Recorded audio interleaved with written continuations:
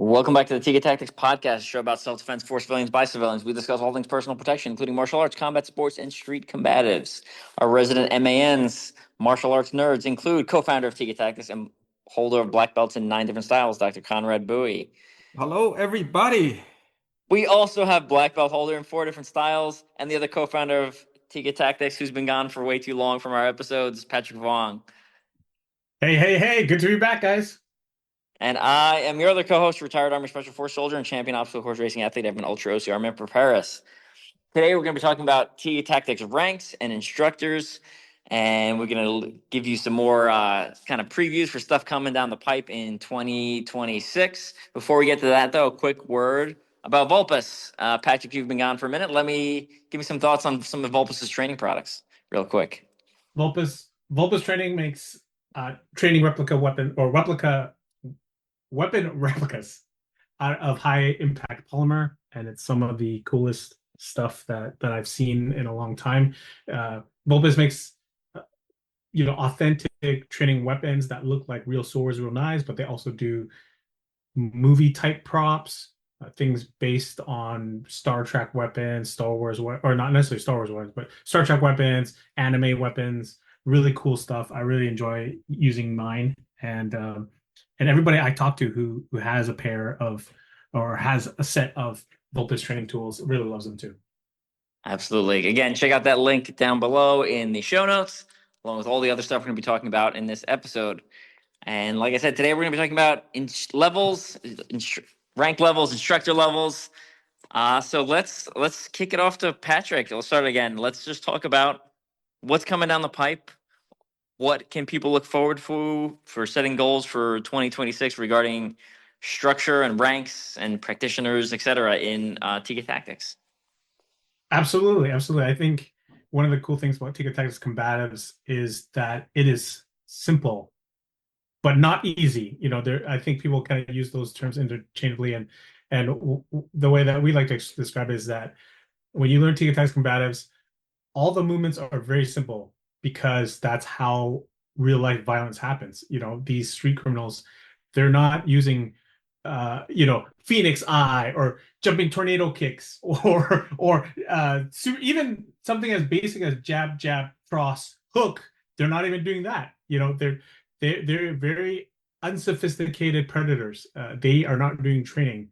If they were training, they probably wouldn't be criminals, right? If they have the dedication and the money to train, they're probably not going to be criminals. So we've taken all of our combined knowledge between me and Conrad. We have more than 60 years of martial arts experience, distilled it down to just the most essential, vital, and effective techniques. And now we have basically a structure for it to teach it in a way that's easy. I like to say universal. And you anybody from like you, Evan, special forces soldier, all the way down to like a 65-year-old grandma could learn the exact same moves and still make it work for them. So we have basically we have practitioner levels, and then we have instructor levels. And the way that I like to describe it is it's very much like our pyramid of personal protection. For those of you who follow us, at the very bottom is the mindset. It's the base of the triangle, and that's how our instructor levels are. It's the biggest portion of our curriculum because I feel like that contains the most information. It's the most important. And then at the top of the pyramid, you have the practitioner levels. And as I said before, it should be simple. We want people to adapt very quickly and use it on the street quickly. So to basically outline it very briefly, we have 3 levels of practitioner level. We have 3 levels of practitioner ranks, and then we have 5 levels of instructor ranks. Sounds good. So give us I guess why did we decide to start doing practitioner ranks and or instructor ranks? Let's start off with practitioner ranks. Why did we decided to do practitioner ranks? Absolutely. Yeah, that's a great question. Originally, when Connor and I wanted to certify people in Tiga Tactics Combatives, we basically you were just a student, and then you tested to become an instructor, and that's what you did. Yeah. And we were kind of spoiled because you're very skilled, obviously. Real world experience, longtime martial artist. And so it was, I don't know what your perspective was, but I thought you passed the test pretty easily, because of all your background training. But what we realized is that not everybody is like you, Evan. We have other instructors too. And what I realized, what Conrad and I realized, was that all of our people who are certified under us, they all have a tremendous amount of previous experience. Yeah. And so we realized that you just can't take somebody who's brand new, give them our curriculum, and then expect them to be expert teachers. And so it wasn't fair to them, and it didn't also adhere to our standards, because we don't want instructors just for the sake of instructors. We want instructors who will actually help save lives in the real world. And so, if somebody has no martial arts experience, has like maybe 3 months of boxing, and then automatically wants to test to become an instructor, I don't know if they're going to do too well. They're probably going to fail. And that if they fail, that doesn't help them, and it doesn't create an instructor for us. And so therefore we realized we kind of pull a little bit from our martial arts background and say, hey, let's have a few more ranks in the student level. And per your suggestion, Evan, we decided to name them practitioner level 1, level 2, and level 3, because now there are stepping stones. They can build up their skills, not just physically, but also their skills to teach. And that's really important. I think Conrad would agree that's essential for being part of our certified instructor program. Yes, I agree. And I think it was a good step to have student levels, because not everyone wants to become an instructor either. Some people are just good with, like, I just want to make sure that I'm doing this right and I'm training correctly. And so this is for that group of people as well. Yeah, I like it. I've looked into a lot of different systems, combatives and blade systems, etc. And there are some systems I am completely sold on. I love them. I'm like, okay, I want to go all the way, become an instructor, whatever the highest level is. And then there are other systems, it's like, I'm enjoying this. I don't want to be like, I would like some sort of certification, like you said, to make sure to show that I've made progress, to show that I've absorbed some of the material. But I don't want to necessarily spend, years working towards teaching something that I may not want to particularly teach. It's just something that I want for my own personal enjoyment. And I like little tchotchkes. I like little certificates and patches, and my uniform in the military has a bunch of tchotchkes on it from doing all sorts of stupid things to my body. Yeah, I'm easily motivated. I think it stems from Boy Scouts into the military. So I've spent my whole life chasing little colored pieces of ribbons and patches and certificates. So I love it. I think it's a great idea. I think it's also kind of aligns with our, I don't want to create division here, but align with our Western way of thinking. Because even though Connor and I are our family's from the East, we practice traditional martial arts from the East. We very much think like other Westerners, whether they're Canadian, American, from the UK, and we like the idea of progression. That we've reached a certain stepping stone where we get acknowledgement for it, and it's for everybody's edification. It's not just for you as the individual, but it also tells everybody else in your training group, like, oh wow, you've reached this level, and so you become kind of like a role model as well. And I like the fact that you use the Boy Scout analogy, because I never did Boy Scouts, but when I was a kid, I had a lot of friends who were in Boy Scouts, and I would see their merit badges, and I used to think, wow, that is so cool. They got all XYZ for doing this. And then when I got into martial arts, it was kind of the same thing. It's like, oh wow, now I'm an orange belt.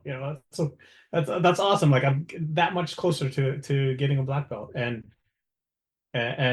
so I feel like it kind of tells everybody in a very subtle way, how you've progressed and how much further you have to go.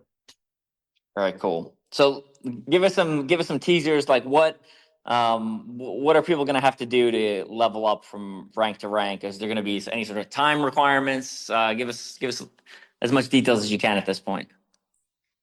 Sure. Yeah, absolutely. So at the first level, practitioner level 1, We basically expect them to learn and memorize punch defense 1.0, which is our flagship, one of our flagship courses. And we made it punch defense as the first course that they should learn because in the large majority of attacks, you're probably going to get punched. You're going to get attacked with hands first. It's crimes of opportunity. Unless they're a career criminal, they're not going to be carrying a machine gun, a machete, a staff, nunchaku. They're probably going to just punch you in the face. And so that's why punch defense is the first course that you learn at practitioner level 1. Good. And then what about level 2, 3? What do we kind of have in store for them? Yeah, at level 2, you're expected to basically be very competent with punch defense 1.0, and pass that, and then move on to impact weapon defense, which is basically club defense, stick defense. You can imagine, like in an everyday life, how that can apply to hammers, broomsticks, baseball bats, tire iron. Connor and I have done tons of research, and we've seen plenty of people be attacked with just random things, 2x4, all kinds of stuff. And it could also extend to like even smaller-ish type objects like rocks and things like that. So that's why impact weapon defense is level 2 practitioner level. Because if you're going to be attacked by a weapon, again, it may not necessarily be a handgun or rifle or machete. It could be just something that people see on the street, pick it up and try to hit you with it, or it's something in their car already. Like umbrella, flashlight, those kinds of things. And so that's why it's just the natural progression to learn how to defend yourself against a blunt instrument. Gotcha. And 3? And 3 is knife defense 1.0. Conrad, did you want to explain why that's the third one? Well, it is definitely the scariest one. And I think this is a ubiquitous weapon. It's very common. It's also scares, seasoned martial artists, law enforcement, military. A knife is just such a dangerous and deadly tool to use. And at the same time, there's also a lot of myth surrounding how to defend yourself against a knife. You go to every system has their own way of defending against a knife. Some look similar, Filipino martial arts and Indonesian martial arts, they look very similar. Aikido has their own way, Taekwondo has their own way. Almost every system I learned has their own way of defending against a knife. And I'll ruffle some feathers. None of them really felt high percentage to me as I was training them. When I was training Filipino martial arts, I was thinking, wow, all these disarms, these 12 disarms, terrific, wonderful. Would they really work? In Taekwondo, we were kicking the knife, crescent kicking against the knife hand. I was thinking, wow, I wonder if that would work.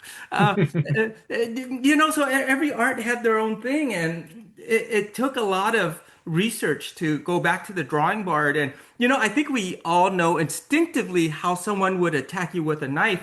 But thank goodness for YouTube, CCTV, and cell phone footage. We can start to gather more data as to how someone with a knife who's untrained would attack you. And so it took a lot of research, and that it took a lot of testing as well too to come out with some simple, basic, fundamental movements that you can do that'll improve your odds of surviving a knife attack. And then a progression of training. So we applied that formula to the punch defense, the impact weapons defense, and to the knife defense as well too. But I would say probably the knife defense, if there was something quote unquote advanced, that might be it, because there are just a few more considerations. The impact defense and the punch defense, the defense is almost the same thing. Just get that overhook, trap that arm, immobilize the weapon before we go on the offense.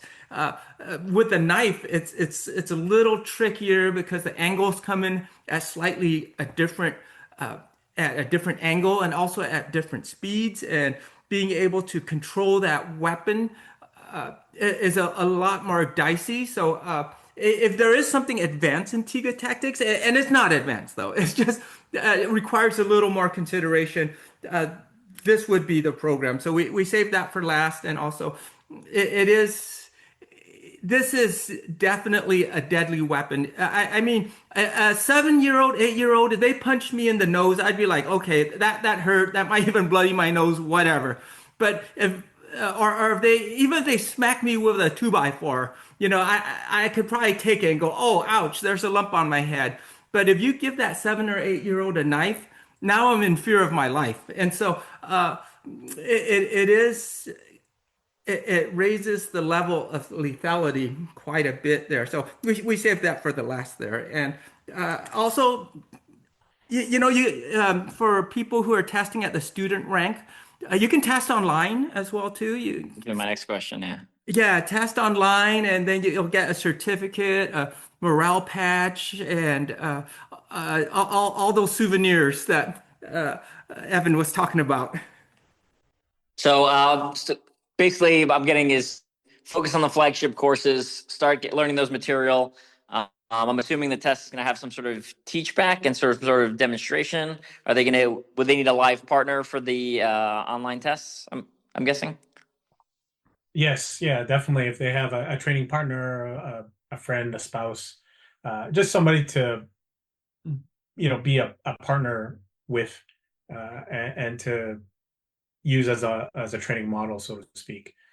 That's very important to us. Like again, if we just wanted a bunch of a bunch of numbers and have a bunch of people call us master or Sifu, sensei, whatever, that would be really easy. But ultimately, the reason why we have the instructor certification program is because we want people to join our tribe to help protect other people, to help make their community safer, and ultimately to make the world a little bit better. I know some might say that's a fantasy to make the world better, but if you're not making the world better, then why are you even here, right? So yeah. If we can just make one person safer, we've done our job, right?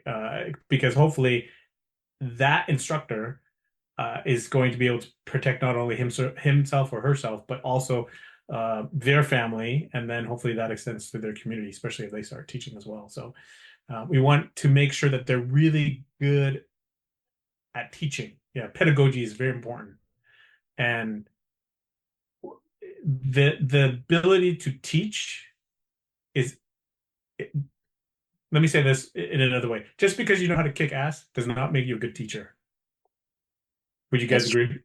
I would agree. I was literally training with a black belt in jiu-jitsu the other day, and I was asking him stuff, and he's like, man, I'll be honest, I'm not a very good teacher. He's just like, I just know what to do when I'm in the situation. And I was like, that's pretty bold of you. Like, I'm impressed that you would admit that. Like, that's very, yeah. But even he would even admit it. And I've trained with athletes and martial artists, same thing, where they're like, I don't understand why I'm fast. I'm just fast. Or like, I run fast because I run fast. And I'm like, you don't understand VO2 max or lactic threshold? And they're like, I don't even know what words you're saying. I'm like, cool. That's awesome. Oh man. Yeah, so we don't want, again, this is not about accolades or building up our image so that we look cool. It's genuinely to train people better so that they can train other people better.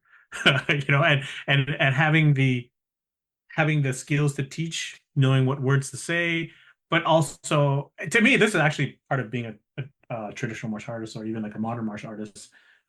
You have to adapt to everybody. And so let's say my teaching style is very visual, but if the student is not a visual person, then I have to be able to adapt to that person and change up my teaching style. So that these steps with practitioner levels 1 through 3, and also instructor levels 1 through 5, having these milestones, these benchmarks, allows us to help other people become better teachers, because we can literally see them, we can listen to them, we can, if they come and train in person with us, we can physically be there and to show them how to become better teachers. Can they also train in person at one of our live seminars? I mean, test in person at one of our live seminars. Yes, yeah, absolutely. So if at any of these levels, practitioner level 1 through 3 or instructor levels, if they want to come and train with us in person at one of our seminars, we'll waive your testing fee. And just come train with us and we'll basically test you for free. And to me, that's my favorite form of training is just face to face. But obviously, we understand that not everybody can travel, so we do open up the opportunity to train through Zoom and live stream so that it's in real time. I know other systems, and I train in some of them too. I train online, and you just record yourself on a video, and then you submit it, and then the instructor reviews it and either passes you or tells you to do it again. That can be more convenient, but you don't get that real-time interaction. Yeah. So you're not able to stop them, you're not able to correct them, or you're not able to make them change it up on the fly. And that to me is important because I want people to be able to adapt. Yeah, I still remember when I tested for the instructor, you corrected something on my knife defense, and I still remember exactly what it was. So so like it was like okay, that I need to know that from now on. So like it was like I can point at the exact thing I did wrong during my testing. So good good memory. I don't know guys who compete and they're like whenever I get caught in a submission in a competition, that's the last time I ever get caught in it just because it like burns into my memory. So Absolutely. okay, so there's take the flagship courses, learn them, be able to teach them back. If I can't make it, I can do a live online Zoom with a testing fee or no testing fee if I show up to a seminar and train in person. I'm assuming we need to know in advance if the person wants to test for a practitioner or instructor rank at one of the seminars. Or can you Yeah, just yeah, definitely. We definitely want them to give us a heads up. At a recent seminar, a couple of people actually was like, we're thinking of testing, but we're not quite sure. And so it gave us an opportunity to kind of, number one, make the time to actually test them, but number two, also see them work and tell them maybe you should work on this a little bit more before we give you a test. Because one of the worst feelings is to feel like, oh, I'm super confident I'm going to pass this test and then you fail, right? So we don't want that to happen to you. We want to pump you up and make you ready, as opposed to giving you an F and saying you suck, go back home and practice harder. That's not who we are. That's not who Tiga Tactics are. We're about building people up, not tearing them down. So if you give us a heads up before the seminar, we can kind of keep an eye on you, give you little tips here and there, and then generally when we do a test during a seminar, we'll do it after the first day. It's we generally do 2-day seminars, so we'll do it after the first day of the seminar, test you when everybody's gone. And so we generally that first day is we're keeping an eye on you and seeing how your progression is going, and then we can let you know at the end of the day, like, oh, let's hold off, let's work on these things first before we test you. I think that's helpful for everybody involved. for the practitioner levels, can they test multiple levels simultaneously, or is it I have to move level 1 and then next time I move up to level 2 and the next time I move up to level 3, or can someone walk in and be like, okay, I've got the flagship courses down. Can I test for 1, 2, and 3 on the seminar coming up? Yeah, that's a great question. As you probably know already, we're pretty laid back dudes, and so if you think you're prepared and skilled enough to do all 3 at one time, then we can definitely make time for that. But generally, and again, this is kind of why we want to get to know you first, because if we know that you have 0 previous training and the first day of the seminar, you're not doing too hot, then that allows us to kind of intervene, and step in and say, okay, let's not get too hasty and try to jump through too many hoops at once if they're not physically prepared for it. So, but yes, we're definitely open to training all 3 levels of practitioner curriculum if they want to. If they're generally people with previous experience, we have no problems doing that. Gotcha.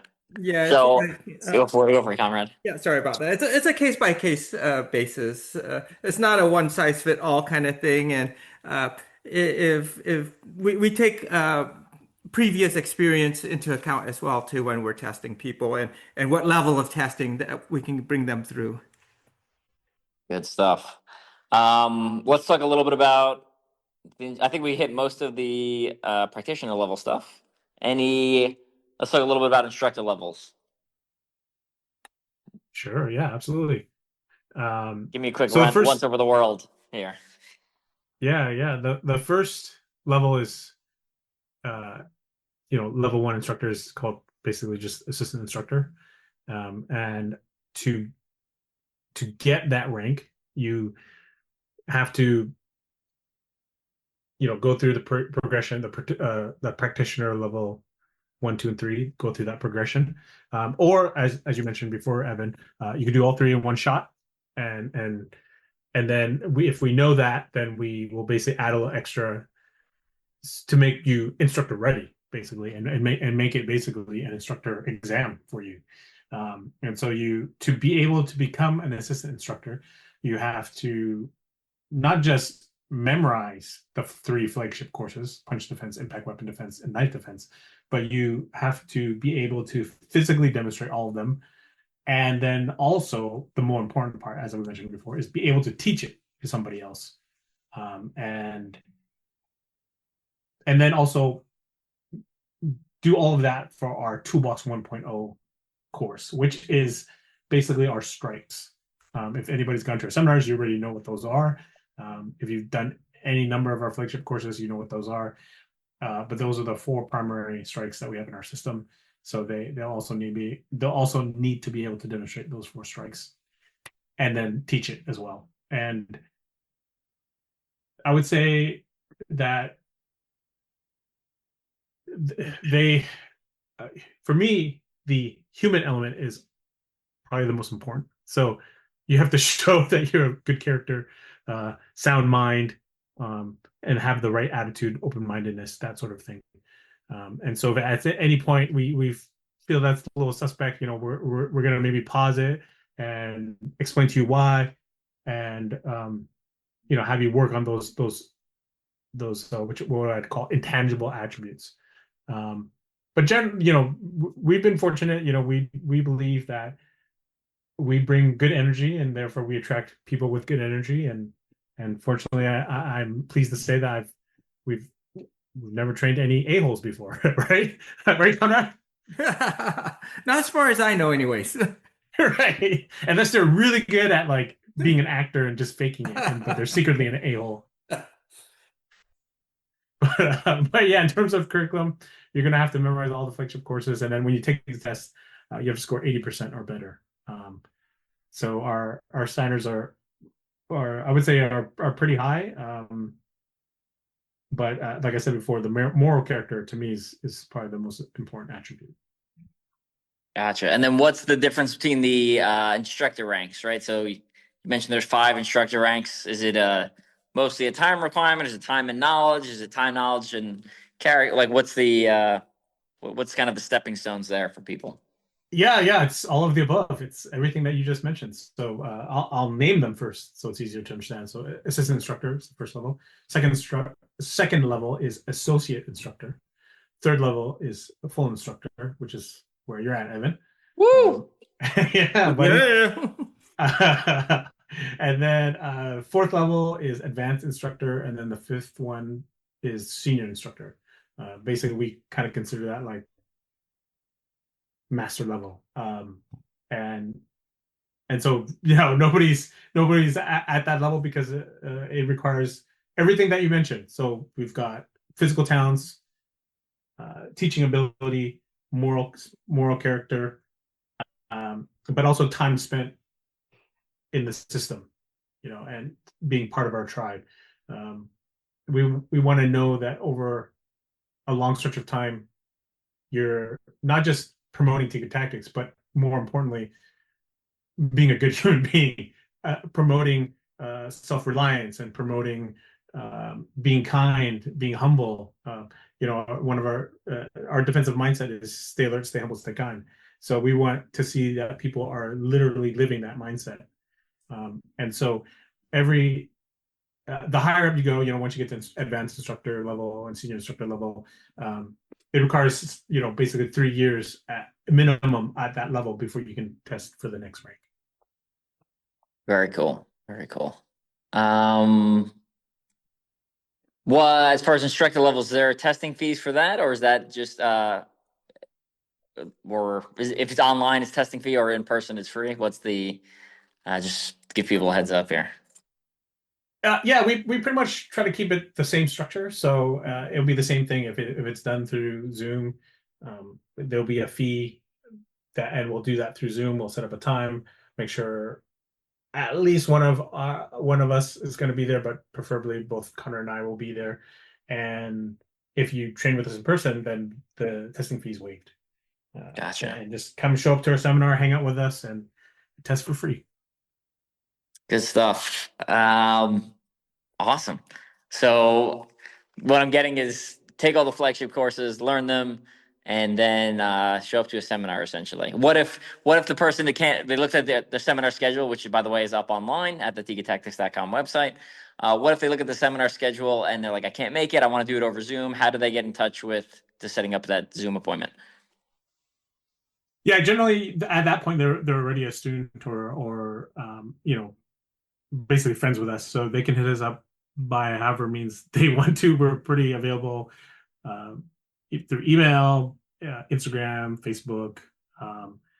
I have allowed a select few to have my cell phone number, so they feel free to call me if they have that or text me. But yeah, we keep the lines of communication open to whatever preference, whatever platform they prefer. So same thing for practitioner levels, just any social media platform kind of works, absolutely. or the website. Yep. Absolutely, yes. Good stuff. Anything to add, Conrad? No, other than as a full instructor, Evan, you're allowed to test people as well too, run your own seminars and test people up to instructor ranks as well too. Cool. Very cool. Good stuff. And so as someone, obviously I didn't start with Tiga Tactics. I was not one of the founders. I came in, I'm a later addition. I'll say the benefits and like additional perks and emotional rewards I've gotten, it's just been like it's been a lot deeper than I could have expected. So it's not just like, oh well, now I'm part of the system. Check. Like all the seminars I've gone to, not only makes me absorb the material better, but makes me a better teacher. I get to meet all these cool people at all these seminars that we've talked about in previous. If you listen to the Toolset Training Tour episode, the people, all those people at the seminars, you get exposed to new martial arts. You get exposed to new systems. Going to Dragon Fest. It's just been like unseen reward after reward for me. So my recommendation to anyone listening, if you like the stuff Tiga Tactics teaches, if you like the model, I would start pursuing the ranks right away. And then again, if you have opportunities, I would go for the instructor levels. I think it's just been reward after positive reward for me. Definitely one of the best decisions I've made in martial arts, period. So that's my 2 cents from an outsider's perspective. Oh, thank you for the love there, Evan, and we're grateful to have you on board as well too. And that's what Tiga Tactics is about, just bringing good people together so that we all grow together. Yeah. Uh, Phenomenal. Go for it. no, I'm sorry. Go ahead, Evan. No, that was go for it. I was gonna say, Patrick, why don't we talk about the special we're running right now? This will come out in late Yes, December.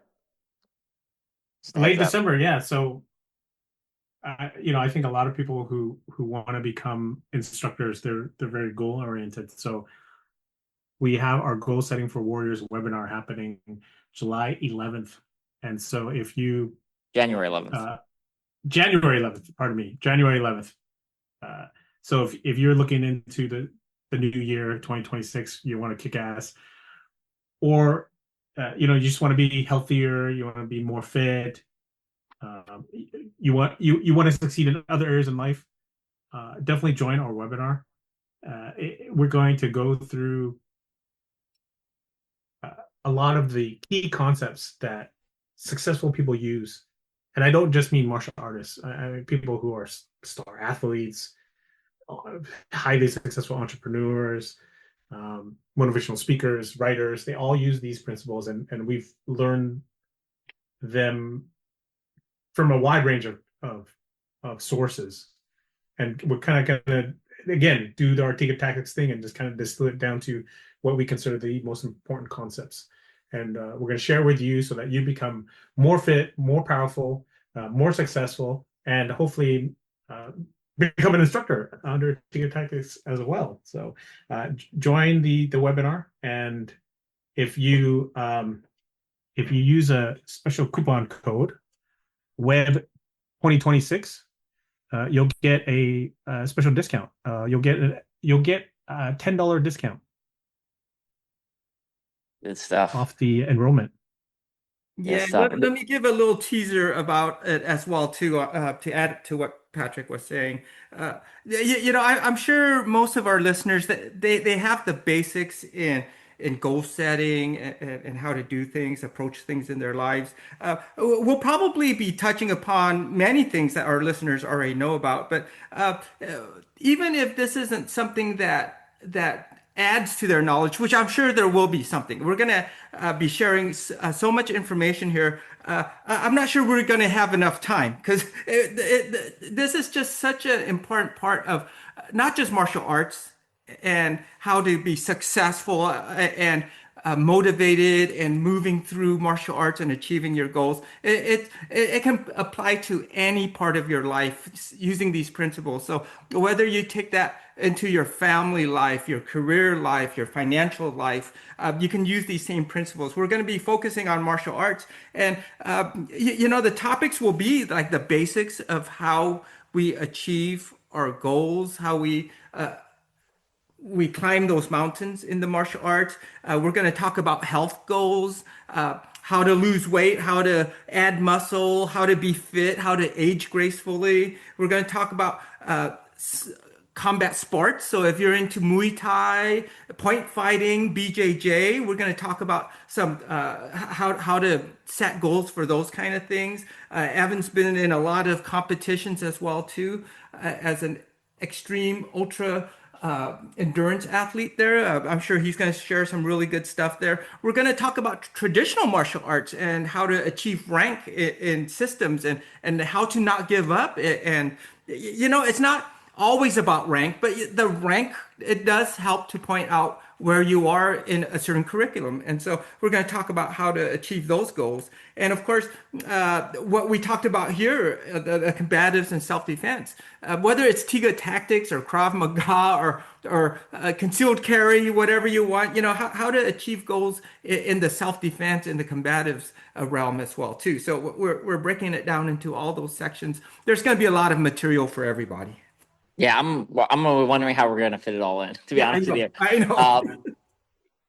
The model I used to be successful at school, it was the same model I used to be successful in the military. It's the same model I used to be successful in obstacle course racing. It's the same model I'm actively using to be successful in like the martial arts world. So it almost feels like it's like, oh, this is how you do everything. This is literally the secret to everything. And you can just literally take it, lift it up, and dump it into whatever you're interested in.